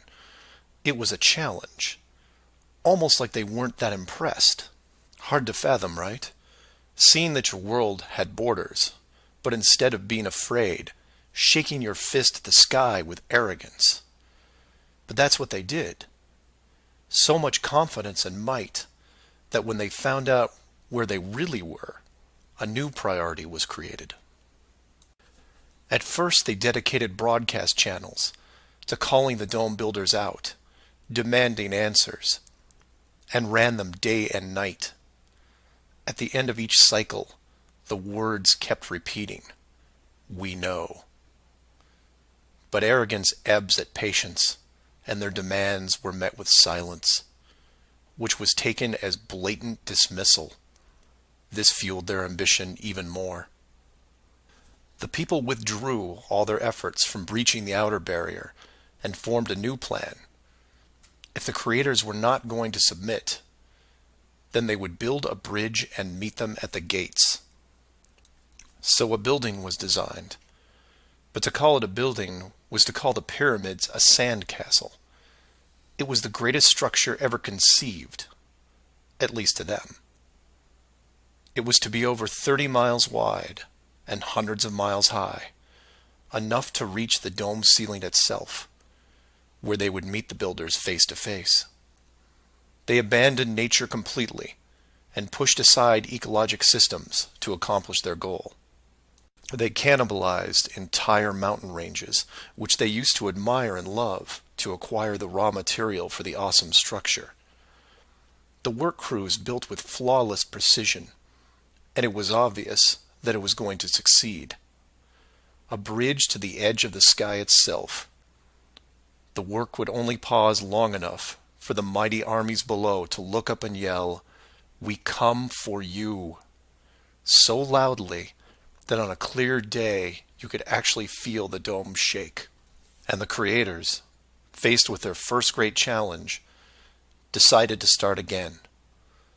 And the people were changed, their language fragmented so that the builders couldn't continue. The tower was dismantled, their technology removed and forgotten, and the people scattered. A new group was introduced to the dome, divided in every way imaginable, so that unity was next to impossible, and everything slowed down. Languages evolved and devolved into other dialects, and the languages produced text, which produced different forms of culture, and some amazing things began to happen, the most important of which was the arts. The dome builders saw the artistic pool develop into several distinct forms. Everything drawn in any medium on a flat surface. Everything molded that took on a three-dimensional shape. Everything that produced music. All things that make up the human form and motion. And all the written works. Pictures, sculptures, music, dance, literature, the arts. Driven by passion, it is the very essence of what is good in humanity. Once this was recognized, all dome methods put in place were to cultivate and enhance this process.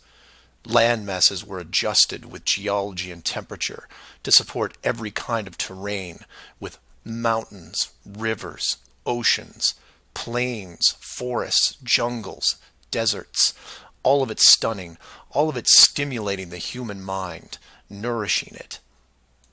And the modifications continued, with seemingly endless shades of weather. The sky was overhauled, a moon added, and layers upon layers upon layers of stars, so that one day, when the people were able to see further than their own eyes, there would still be something new to see. And the arts flourished, but there was a cost. The languages and division of cultures had put the population at odds, and wars were raging at regular intervals. The dome builders debated if the price was too high. Plans were drawn up to make more changes, until they noticed that the arts thrived even through the worst of conflicts, producing grace and beauty despite their burning world. It was wonderful and terrible at the same time, and the debate outside the barrier continued to intensify until a majority spoke out and said, "This world is a creative force, and we must see what it leads to.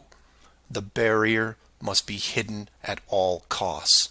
So the globe model was put into the population, and both science and religion adapted to it. The arts grabbed onto it like a new drug, the creative minds of the world exploding with new concepts. Their universe was now infinite, and the rules changed.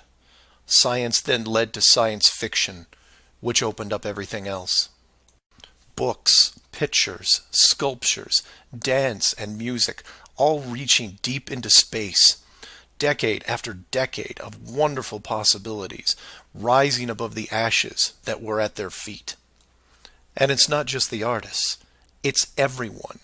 You affect others, who affect others, who inspire others, who build it, paint it, sculpt it, sing it, who then put it up on a pedestal and hold it under the light and say, this is a piece of who we are.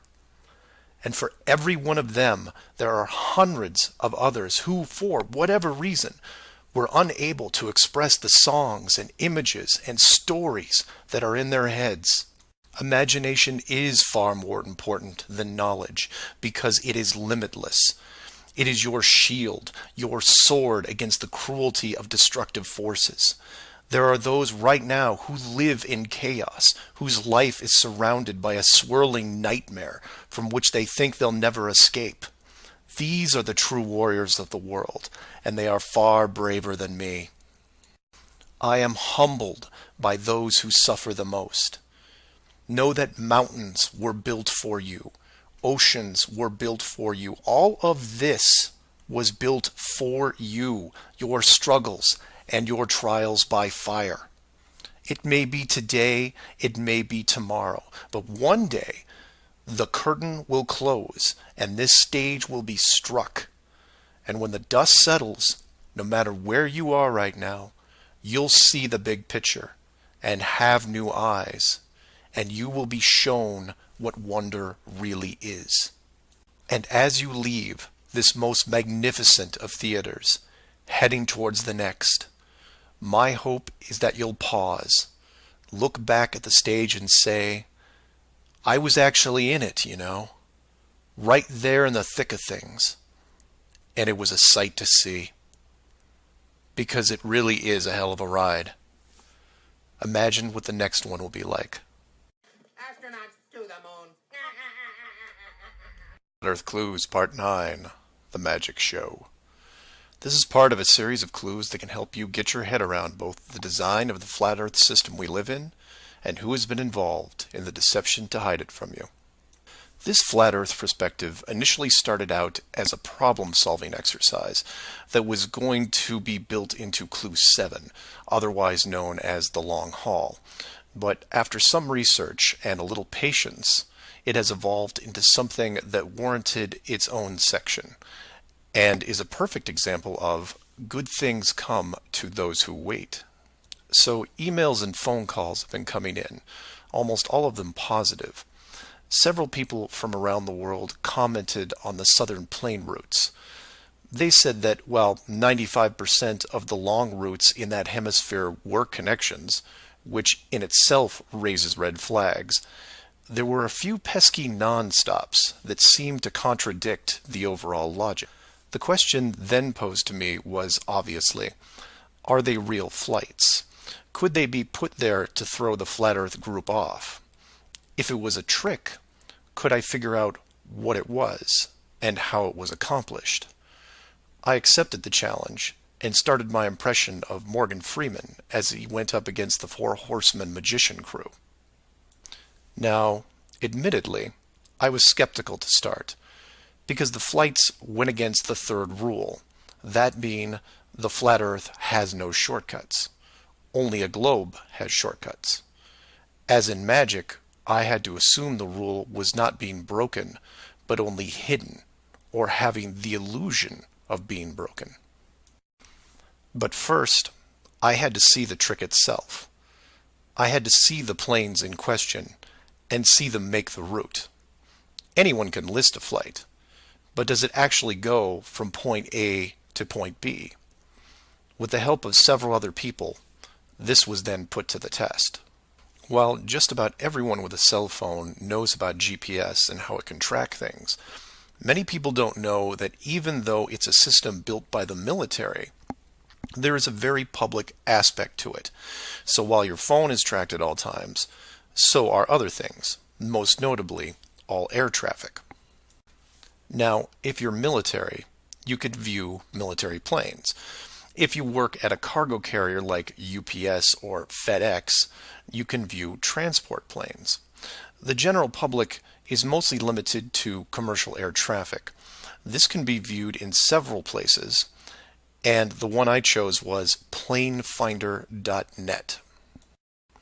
You can use others like FlightAware, Flight Radar 24, Flight Tracker. It makes no difference because they are all tied into the same exact GPS system. All these sites do basically the same thing: track every commercial plane in the world from start to end in real time. So I spend day after day looking at the Plane Finder global map, which you see here. At any given time, it's tracking between 3,000 to 7,000 flights that are en route anywhere in the world. You'll notice two different colors for planes, red and yellow. Yellow just means there's a 5-minute delay in processing and only applies to the United States. The point here is, in order to prove out these flights that go against flat Earth theory, I need to watch a few as they cross either the South Pacific or Indian Oceans. The web page updates automatically, but just to be sure, I close and reopen the page every 30 minutes or so and wait for an ocean plane. And I wait, and I wait, and I wait some more. Hours pass, days pass, and no red planes to entertain me. And somewhere in this process of me just staring at these empty oceans, waiting for a plane to cross, something occurs to me. Can you guess what it is? Nothing is crossing these oceans. Not non-stops, connections, multiple connections, nothing. But that's not possible, right? The planes have to reach their destinations. So I change gears and just watch the coastlines of anything in the southern hemisphere, and I start to see it. I follow a simple plane out of Brazil on its way to South Africa, which, by the way, is not part of the long-haul argument. It's offshore just a few hundred miles. I get something to drink, and when I come back, it's gone. Just a glitch, right? So I follow another, and another, and the same thing happens again and again. Once the plane reaches an imaginary line in the water, GPS makes it disappear. Then a friend who is also working on this problem sends me some links, which I've included in the description. I encourage you to take a look at them. At first, they don't seem like much, just an average flight log showing speed, altitude, locations, things you could expect. Then you scroll down to about 3:30 in the morning, and the location drops away and is replaced by either the word approximate or the word estimated. This then continues for the next 5 hours until, miraculously, 1 hour before landing, the flight log reestablishes itself, and the GPS system shows the plane in real time about to reach its destination. So to be clear to those who may not be seeing everything here, the flights are being dropped off GPS, and their flight data is also turned off and stays off until they are almost on top of their arrival point. And you say, well, that's how GPS works. Well, no, because the northern hemisphere has planes flying all over their oceans. And then you say that maybe it's a localized southern hemisphere thing. And I say, then why are all the flights over or near land perfectly tracked? Furthermore, this is a US-based system, with Americans flying on vacation every single day. You're telling me that those people aren't going to be tracked? In addition, the Vanishing Plane Act is happening to not only the South Pacific and Indian Oceans, which I would expect, but also the South Atlantic, which isn't part of the flat Earth argument. There are a bunch of flights that cross this relatively small ocean between South America and Africa, and every one of the planes is hidden shortly after takeoff. So then you say, what would be the purpose of hiding those shorter routes in the Atlantic? It's because of something I didn't see right away. If you hide one flight, you have to hide them all. Showing the GPS routes in the Atlantic, but leaving out the Pacific and Indian Oceans would raise different questions. So the logic here, despite being very sneaky, is sound. The third rule is that the flat Earth has no shortcuts.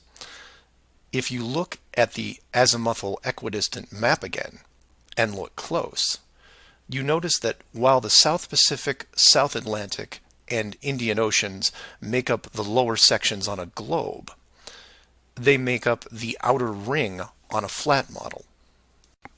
In that model, there is no shortcut between Australia and South America. If you are creating flight routes, you have only two choices. You take the long way around, clockwise or counterclockwise, and stay on the ocean. Or you cut across the land in the middle. But if you cut across the land, you have to create connections, because on a globe, it wouldn't make sense to fly over the top of the United States to get to South America. Neither of these choices are ideal. So the authority came up with a compromise. Disable GPS and lose the planes for every ocean flight in the Southern Hemisphere. Then reactivate them once the destination is reached. This is just one of the lengths that they are willing to use to keep you from seeing it. Don't just hide some things, hide everything, so that maybe the topic isn't addressed. And some would come back and say, well, nice going. You've just pointed out a flaw in their system, and sooner or later they will fix the gap. Maybe. But not soon, I think. Remember, this is a rule, not a guideline. They can't change the map, so they have to work within its limitations. If they have a better workaround, I can't wait to see it. Astronauts to the moon. Flat Earth Clues, Part 10, Hiding God. This is part of a series of clues that can help you get your head around both the design of the flat Earth system we live in and who has been involved in the deception to hide it from you. As you can tell from the title, I'm taking a different approach. Eventually, I was going to have to address the question of what happens next, or what we do now with the information at hand. If you've made it through the guide and the first 9 clues, then at this point you're either buying into the flat model or on the fence. If this is the first one you went to because of the title, I recommend you go back, because we're not going to do much in the way of reviewing. But if you're still with me, then you would agree that 1, the world you've been taught has been kept from you, and 2, one way or another, you would like to prove this out. So how is this possible? The authority in question who created what you call the globe is guarding all the gates. They protect the sky, the outer edge, and most importantly, the education system that shows us at an early age what they want us to see. Nobody listening to this has their own spaceship or advanced rocket program. Nobody actually owns a long-distance icebreaker. And while some of you may have a private plane, I wouldn't recommend testing a military barrier that technically doesn't exist. But then again, you have to remember that this is not the story of David and Goliath. The hidden world was never going to be sustainable forever. As a civilization evolves, the tools the authority uses as a method of control become more vulnerable. I've learned many things about systems over the years, and one thing that I find most interesting is as layers of strength increase, the higher the chance that they can be used to your advantage. But maybe I'm talking in riddles. I should be boiling it down to what can be done by showing you what's being hidden, what's important, and how it can be spread to others without looking like a crazy person. To be clear, and I can't stress this enough, do not start conversations with the word flat earth. Think of it like Fight Club. The first rule of Flat Club is that you do not talk about Flat Club. Before you started waking up and watching all these things, you were like me. You laughed and mocked everything that was flat earth. You may have learned faster than others, but the knee-jerk reaction by 99% of the people was created the day they sat down in a classroom and stared at the globe. Look at the videos, not just mine, but others who are putting forward some great arguments, and ask the questions that people can relate to. I'm going to introduce 3 very important questions that you can use, each with a statement that precedes it, and each statement is a motivation for a different group of people. If you don't fall into one of these 3 groups, then I guarantee you know people that do. The first statement is this: you are being hidden. What do I mean by that? Well, this goes back to Clue 7 and Clue 9, which talk about the flights in the Southern Hemisphere. If you are flying a plane over the Southern Hemisphere, your flight is not being tracked. How can this be used to find out the truth? It's simple, it's quick, and it costs no money. No matter what country you live in, send a quick note to your local, state, or federal representative and ask them this question: why are citizens of our country flying over oceans without the safety net of the GPS system? And remind them that GPS stands for global, not partial. Without GPS, anything could happen to your plane and no one knows where you are. And while you're at it, remind them that the GPS system was built by the United States Department of Defense, who never does anything small. The system that is in effect now has what appears to be huge deliberate gaps in the Southern Hemisphere only. Do not mention flat Earth. Just voice your concern about the safety of you, your loved ones, and your fellow citizens. Will they get back to you? Possibly. Will they give you a satisfactory answer? Not a chance. Because they will only have what the military gives them. What this will do, however, is create a unique buzz in certain circles that may prove to be useful later. The more politicians or high-ranking officials you contact, the greater the noise. The motivation here, as you can tell, is general public concern. The second statement is this: wealth is being hidden. What do I mean by that? Goes back to Clue 2 and every other mention regarding Antarctica. In 1954, it was announced on national television that the continent was just millions of miles of rich energy resources. And by 1959, it was sealed off like Area 51.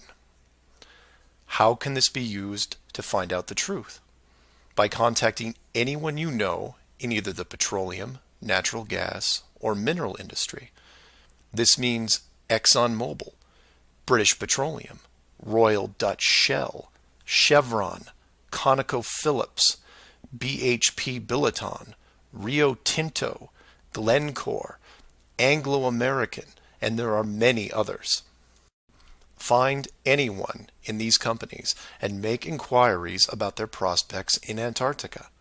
Send them the link to the Admiral Byrd interview and ask them why, if there are no environmental conflicts regarding oil, gas, or mining, why aren't they allowed to even petition the idea, even when the world's energy resources are dwindling more every day? Put the sound of money in their ear. They may not be able to break through the decades of red tape laid out in front of them, but it will create a buzz from a different side, the motivation of greed, and of pristine resources just begging to be harvested. And finally, to preface the third statement, I need to thank all the people who have sent me stacks and stacks of biblical scripture, asking me to stop dancing around the title of the flat model and call the structure what it really is. And you know, they have a point. I have put myself at a distance because I want to reach people who are outside of religious faith and even outside of general conspiracies. But for all those spiritual groups who have contacted me, I can now, however, say with conviction that this third statement is this: they are hiding God. Despite what labels I put on the flat model structure, the oldest names are from the oldest texts, one of those being called the firmament. If the firmament was indeed discovered in 1956 and it was deliberately hidden, then the ruling authority not only hid the structure, but evidence of the builders. And by builders, I mean creators, and by that, I mean what people define as God. Hiding God could be considered one of the worst ideas of all time. And if you are a person of great or small faith, you have a vested interest in any evidence that would solidify and vindicate your years of dedicated service. If a structure was found that had, for all intents and purposes, the handprint of God on it, then the ruling authority has no right to keep it from you. There are billions of people on this world who have personally dealt with the concept of God and would like to know for sure if these beliefs are well placed. Or, in short, you want to know the meaning of life. It's out there, and it's been hidden from you. Your motivation is clear. Go to your church leaders, your congregation, and tell them science probably found evidence of God in 1956 and decided to keep it a secret. If you know people of religious power, send this up the ladder. Get the word out and see what comes back. Between these three statements and questions, people will talk to people who will talk with others and eventually reach someone who knows. This isn't a grassroots or groundswell movement that takes a long time, because the system that has been used to mold and control you these past years has been based on speed, and by that I mean real time. All it takes is a single video, a memorandum, one whistleblower, one key person, and everything changes, not in months or weeks or days, but hours. And in those hours, everything changes because of the speed. People all over the world wake up and look at the sky with new eyes, and things start to get better. One person, that's all it takes. One person to come forward and share what has been hidden for so long. Maybe someone who is tired of all the games. Maybe someone who has gone year after year burdened by such a heavy secret. Maybe you, who are listening right now, who is looking for a reason to come forward. This is it. And if you don't want to walk into the light and be the hero, I understand. But if you can't, for whatever reason, then be anonymous. Share the message and help us make this world better, because it can be better.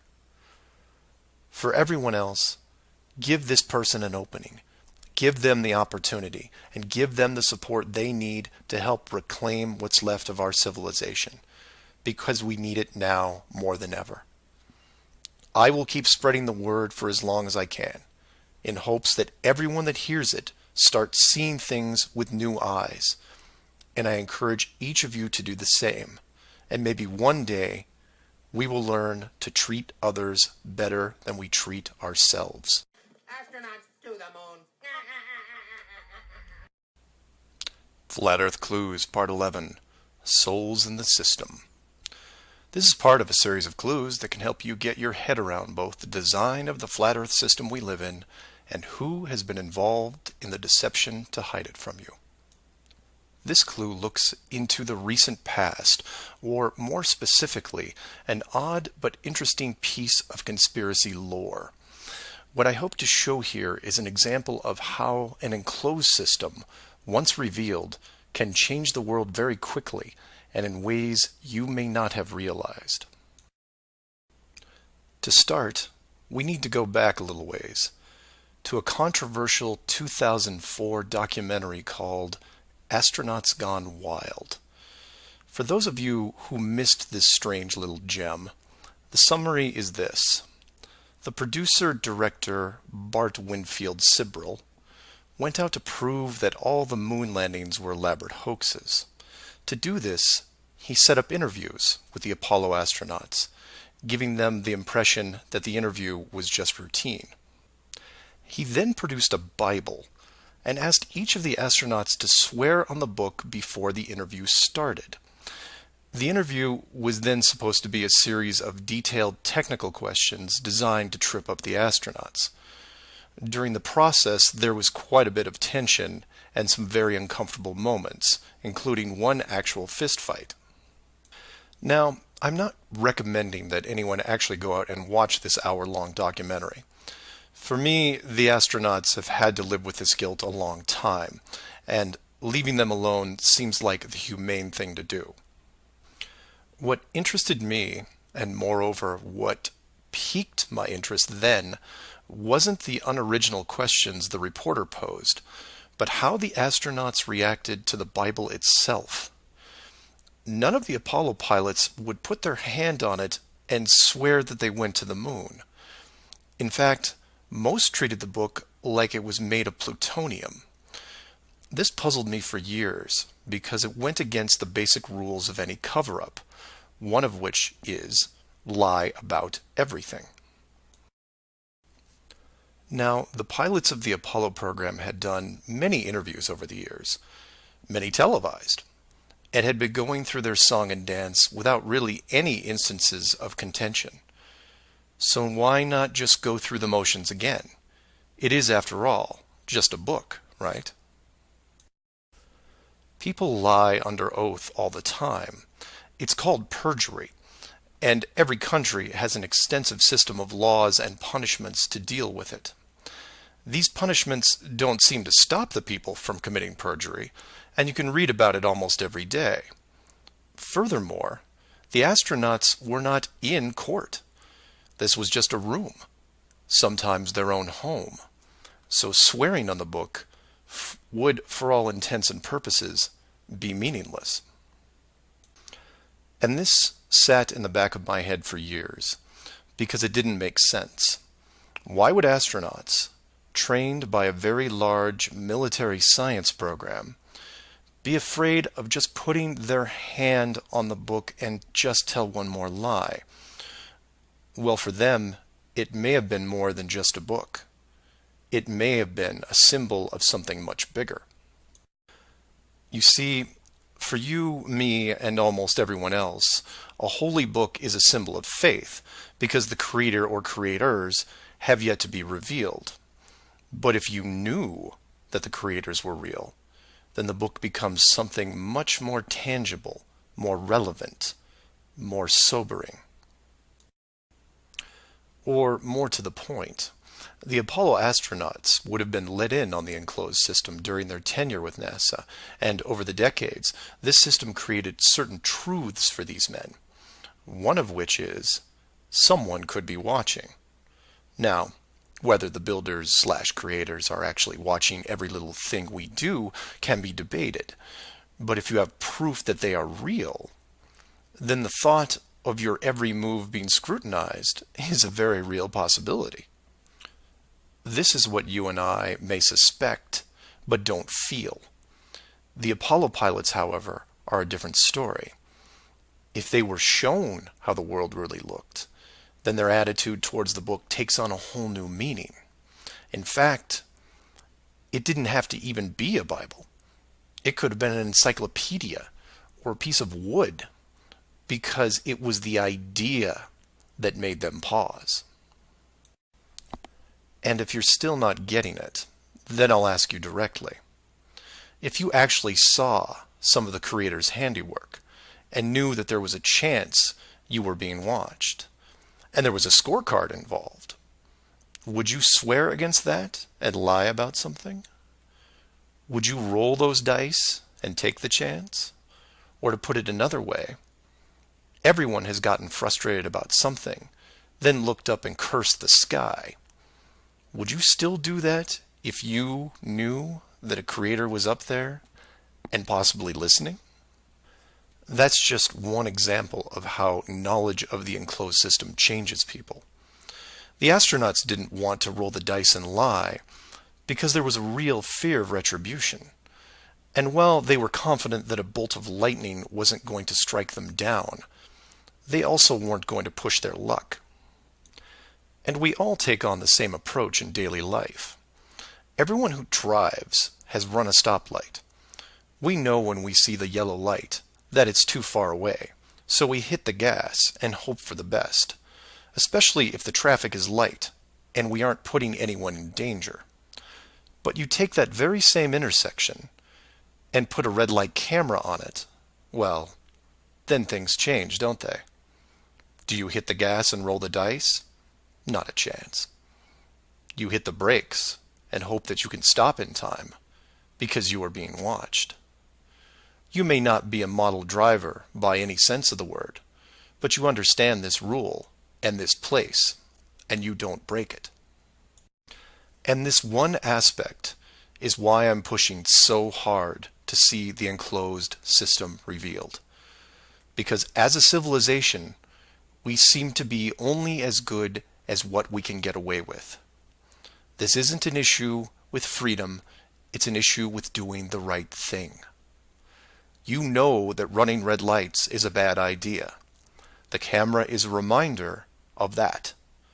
Imagine all the things that would change for the better if the enclosed system was revealed. Would you lie to hurt someone? Would you rob a bank, commit fraud, or embezzle? Would you steal anything unless your life depended on it? And while people would still get angry and fight, would they maim each other? Would they kill? Would anyone knowingly commit murder? Would you bully or extort people for profit? In fact, knowing that the world was created, would you do anything malicious towards anyone? If the world is not a globe, but instead enclosed, then wars end. Hate crimes end. Maybe not overnight, but quickly. Because you may be, for the first time in your life, actually accountable for your actions. You realize now that you are a very real soul in this enclosed system, and you have a responsibility towards your fellow man, one that can be boiled down into one simple rule: treat others better than you treat yourself. This is why it's so important to show the world as it really is. This is why I am asking the authority itself to open the door and let this secret come through. You've kept this hidden for too long, and the people who live here with you have been through enough. This isn't about money or power anymore. It's about our very souls, the essence of who we are. Wealth and titles don't define your heart. Hiding the entire world may have seemed like a good idea at the time, but we have gone way beyond that. Have you actually seen our home recently? This needs to be fixed, and it needs to be now. The people won't forget the deception, but they will forgive you for it, because a truth like this will make them more noble, something we should have been since the beginning. So do your own research, and always, always ask questions.